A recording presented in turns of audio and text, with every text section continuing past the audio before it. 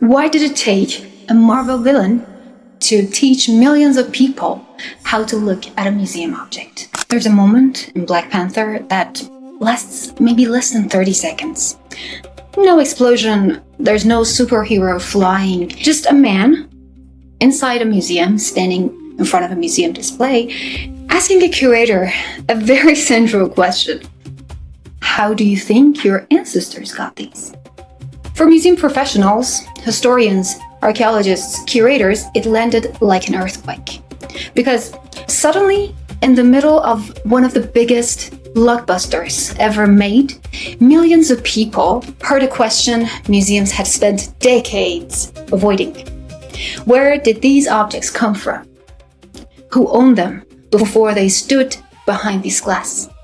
And who gets to tell their story? The object Killmonger points to is fictional, from Wakanda, but almost everyone watching knew exactly what he meant. They were referring to something real, the Benin Bronzes. Before 2018, many people had never heard of them. Yet one fictional museum scene ignited more public discussion about colonial collecting than countless exhibition catalogs or academic conferences or museum labels. So today I want to ask a different question. Why did it take a Marvel villain to teach millions of people how to look at a museum object? When we walk through museums, we usually notice beauty first. A sculpture, a mask, a bronze plaque. We admire craftsmanship, read the label, take a photograph, and then move on. Museums quietly encourage this way of looking. But there's another way of seeing. One that begins with a much less comfortable and much deeper question. Not what is this, but how did it get here? Those are two completely different questions. One is about the object, the other is about power. And once you start asking the second question, museums begin to look very differently. And that is exactly what I want you to see as I shape this clay. It's going to be the Ivory pendant mask of Queen Mother Idia. In 15,000s, Idia was a queen who advised armies, wielded spiritual power, and helped her son, the king, win a civil war. This wasn't worn over a face. It hung as a pendant on the king's chest during royal ceremonies, reminding him that his authority flowed from his ancestors and from her. It was never meant to stand alone in a glass case. It was living memory. The Benin Bronzes are the perfect example. Even their name is misleading. Why? Because when people hear bronzes, they imagine a collection of bronze statues. But they are thousands of objects: cast bronze plaques, ivory carvings, brass heads, royal figures, ceremonial objects, altars, historical records. Each one of them belonged to a living kingdom, the Kingdom of Benin, in what is now southern Nigeria. Long before Europeans arrived, the Benin city was one of Africa's green urban centers. Its rulers governed a sophisticated kingdom and state. Its artists developed one of the world's most remarkable traditions of metal casting. Portuguese traders arrived in the 1400s. They expected a jungle, but they found broad streets, monumental architecture, and a royal court that stunned them. But what made Benin extraordinary wasn't simply its wealth. It was the way it remembered. These bronzes weren't just decorations. They were memory.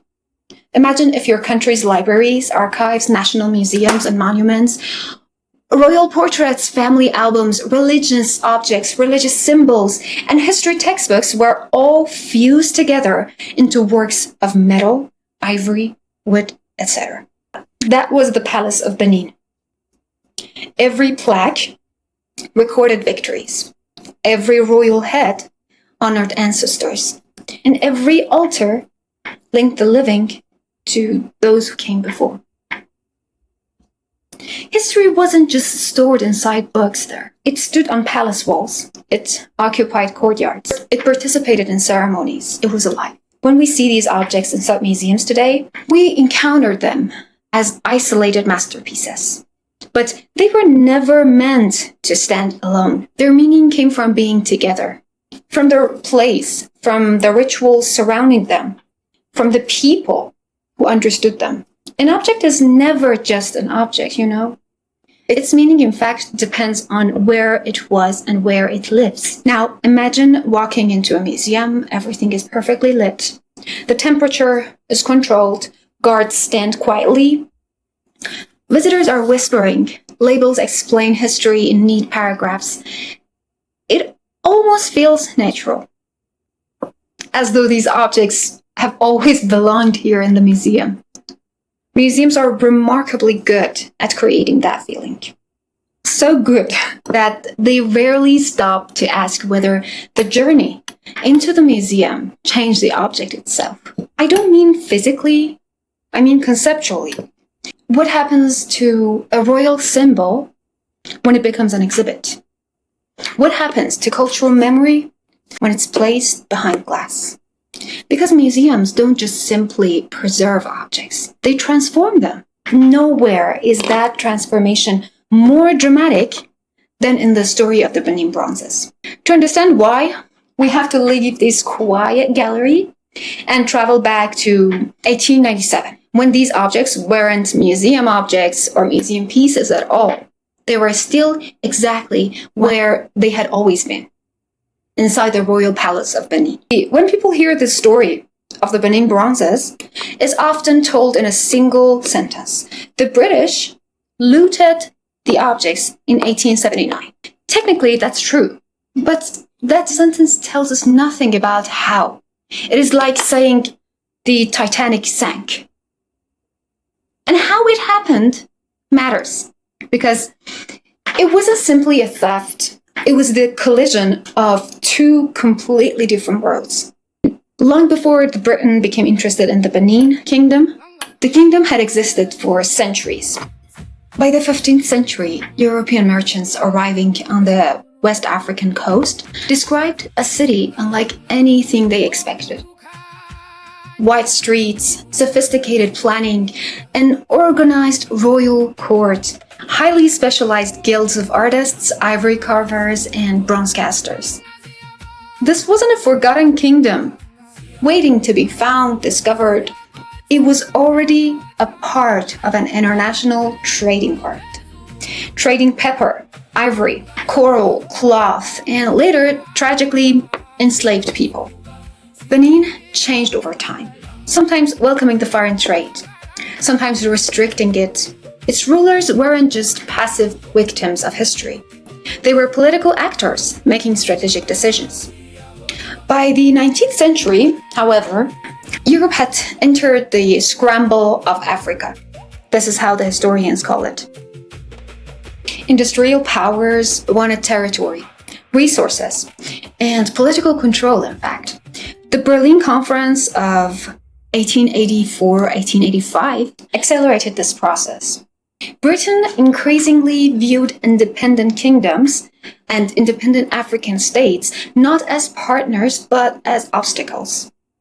Benin, at the time, controlled valuable trade routes, imposed taxes, regulated markets, and from the British perspective, this was increasingly unacceptable. Not because Benin was weak, but because it was independent. Same old. Same old. Officially, Britain spoke the language of diplomacy, commerce, civilization. Unofficially, it wanted control. The British pressured the king of Benin, Oba, to sign treaties that would open Benin more fully to the British interests. Britain called it a treaty, Benin called it a negotiation. One side saw a signature, the other saw sovereignty. That misunderstanding would become deadly. In the late 1896, Acting Consul General James Robert Phillips decided to travel to Benin City. Officially, it was a diplomatic mission. Unofficially, private letters suggested that he believed military action might soon become necessary. The journey was controversial. Benin told him to wait because there was a ceremony taking place at the Benin city. A sacred festival was underway, and outsiders weren't permitted to enter the city meanwhile. The Oba asked Phillips to postpone. Phillips chose to ignore him. On January 4th, 1897, as Phillips and his party approached Benin City, they were ambushed. Several British officials were killed. Most African porters died too. Exactly who ordered this attack remains disputed.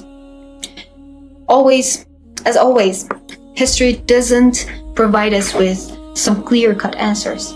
But what is certain is that Britain now possessed something politically invaluable: a justification. Within weeks, the British government authorized what is called a punitive expedition. Even the name deserves attention. Punitive, not diplomatic, not investigative, punitive. More than 1,000 British troops assembled with modern rifles, machine guns, artillery, rocket launchers. Against them stood a kingdom whose weapons couldn't compete. The outcome was never in doubt. As a person who has experienced it recently, I just want you to imagine. Imagine hearing that force is approaching. Day after day. Knowing they're coming. Knowing they have weapons your army has never seen. Knowing they're marching toward the very heart of your country.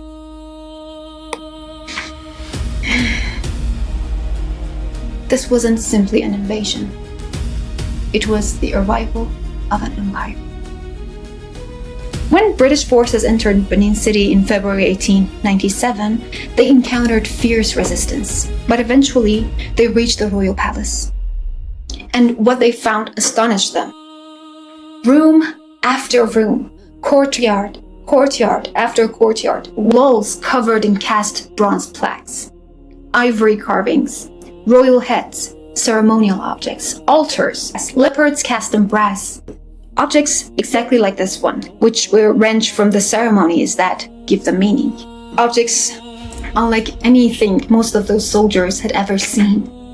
Many Europeans still believed that sophisticated metal casting was impossible in sub-Saharan Africa. And standing inside that palace, that prejudice became impossible to maintain. One officer described the collections as extraordinary. Another one admitted he had never imagined such artistic achievements. But admiration did not prevent destruction.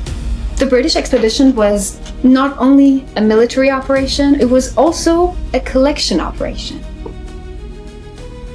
Thousands of objects were removed. Bronze plaques taken from the walls, royal heads, royal altars emptied, ivory objects seized, ceremonial objects packed away.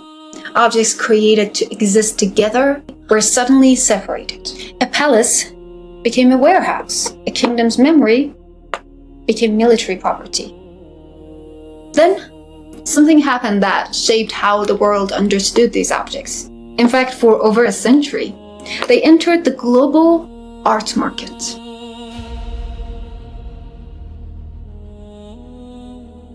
Some objects were taken as souvenirs. Others claimed as war booty. Many sold through auctions in London. The sale of these objects helped finance the very expedition that had taken them. The destruction of Benin's royal collection was not only an act of conquest, it became an economic transaction. Think about what happens when an object enters an auction house. The first question completely changes. Inside the Benin's palace, the question was, what does this object remember? But in an auction in London, in the art market, the question became, how much is this object worth? There was another transformation happening at the same time, a transformation in the European thinking. When the bronzes first appeared in Europe, many could not believe it. And they were actually shocked because these objects challenged their racist assumptions that African societies had produced little complex artistic tradition. The craftsmanship was undeniable. The casting technique was extraordinary. But instead of questioning their assumptions about Africa, many questioned the origins of the objects. They suggested Africans couldn't have created works of this sophistication. They speculated the bronzes must have been influenced by Europeans, ancient civilizations, lost cultures. Almost any explanation seemed more acceptable for them than acknowledging the artistic achievements of Benin itself. This tells us something important about museums. Objects do not arrive carrying only their physical form. They arrive carrying the interpretations of the people who collected them. For decades, many museum displays separated the Benin objects, the Benin Bronzes, from the violence that brought them there. Visitors could admire their craftsmanship, but knew little about the invasion, destruction, displacement, political context. The object was preserved. The story was incomplete. By the 20th century, the Benin Bronzes were famous, truly famous. They entered major institutions like Smithsonian, Pergamon, the British Museum, many other around the world. They were studied. They became celebrated examples of African art. They entered many art history books. And this created a strange contradiction. The world began to appreciate the beauty of Benin's art at the same time that many of those artworks remained far away from the people whose ancestors created them. They became globally recognized, but locally absent. Of course, museums did something valuable. They preserved these objects, protected them from destruction, allowed millions and millions of people to encounter them when they were far, far away from Nigeria. They created a scholarship. To be honest, without museums, many might never have learned about the Benin Bronzes and even about the Benin's artistic achievements. But preservation is not ownership, And access is not justice. For decades and decades, Nigerians were always discussing this. Nigerians and Benin royal authorities raised questions about return. But the conversation received little public attention outside these specialized circles. Then something changed. The debate left the academic conferences and museum committees, and it entered popular culture. Suddenly, millions who had never heard Benin Bronzes were asking this question: why are these objects in European museums? And that brings us back to Black Panther. That makes that scene extraordinarily important and powerful. Not that the Killmonger gives us a complete history, because it doesn't. The scene is fictional, the museum is fictional, the object is fictional, but the feeling behind all these is real. The feeling that something important has been left out. A museum object can tell you the Kingdom of Benin, 16th century, and the brass plaque, and acquired in 1897, all of these. But sometimes the most important sentence is the one that is not said, is the one that appears last. How did it get here? When we look at these objects, or an object in general behind glass, we imagine we're looking backward into the past. But museums also reveal something about the present. Who has the power to preserve, classify, display, and decide what stories are told and remembered? The Benin Bronzes is about what happens when cultural memory crosses borders, when history changes hands, when something created to represent a kingdom becomes an example of world art. This leaves another uncomfortable question. If museums helped preserve these objects and help the world recognize their sophistication and importance, does returning them mean that museums failed? Or does refusing to return them mean museums have misunderstood what preservation actually is? Perhaps the debate is not simply about where objects should be or should physically be, in fact. Perhaps it is about whether a museum can truly honor an object while ignoring the history of how it's gotten there. There is something strange about museums. They're designed to connect us with the past, but sometimes the closer we get to the history, the more questions appear. Because when we stand in front of one of these ancient objects, we rarely ask only what it is. We also ask, consciously or unconsciously, why is this here? And sometimes the second question changes everything. For more than a century, for example, the Benin Bronzes have lived inside a contradiction. They're among the most celebrated works of African art. They have been studied by generations of historians. They've educated millions of people, but they are also reminders of a violent past, a violent colonial moment. They represent both preservation and dispossession. That tension sits at the heart of the restitution debate nowadays. Restitution means return of cultural objects to their communities of origin. But for many, this debate is not simply about objects at all. It's about memory. Imagine, for a moment, if a foreign institute possessed your family's photographs. Not copies, but originals. Photographs of your grandparents, your ancestors, your history. And imagine that institution displayed them beautifully, protected them carefully, allowed millions and millions of people to see them, but refused to return them. What would you feel? Would you feel grateful? Or would you feel something essential was missing?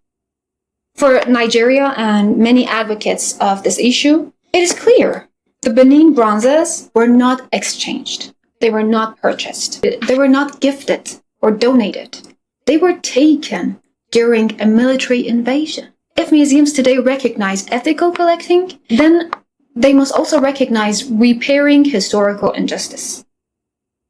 But museums have their own arguments too. On the other hand, many describe themselves as guardians of global heritage. They argue that objects in major international institutions are accessible to people from all over the world, and that is true. A visitor in London, Paris, Berlin, or New York can encounter histories they may never otherwise experience. Museums are not private collections. They're shared spaces where humanity can see itself. And there's also preservation. Some museums argue that they have expertise, technology, resources, everything to preserve the fragile objects. Climate-controlled galleries or conservation specialists and laboratories. Sometimes it does. This argument has been criticized for raising another question on the other hand. Why are former colonial powers assumed to be better caretakers for other cultures' heritage? This is in fact why the restitution debate is so difficult. Both sides emphasize something that is very important: justice, ownership, historical responsibility versus access, preservation, global exchange. Cultural heritage can carry multiple meanings at once.